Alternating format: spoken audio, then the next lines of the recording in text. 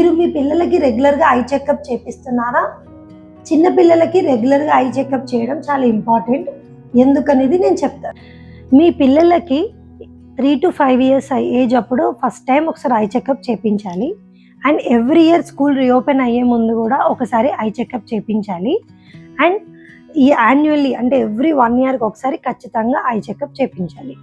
3 to 5 years అప్పుడు ఎందుకు eye checkup చేయించాలి అంటే, చిన్నపిల్లలకి వాళ్ళకి చూపు నార్మల్ ఉందా లేదా ఐసైట్ ఉందా అనేది వాళ్ళకి తెలియదు, వాళ్ళు గుర్తుపట్టలేరు.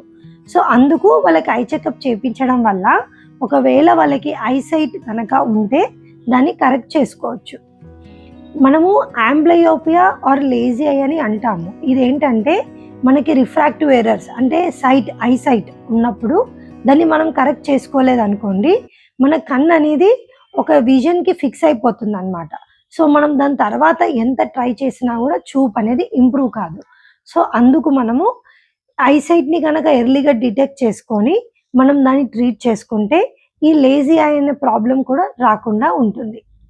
అండ్ అనదర్ థింగ్ ఏంటంటే స్క్వింట్ అంటే మెల్లికన్ను అంటాం కదా మనం.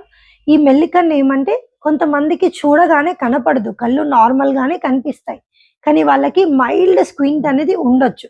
సో దీనివల్ల కూడా వాళ్ళకి చూపు తక్కువగా ఉంటుంది. సో మనం ఐ చెకప్ చేయించినట్టయితే ఎర్లీగా డిటెక్ట్ చేసుకొని మనం దాన్ని కూడా ట్రీట్ చేసుకుంటాం.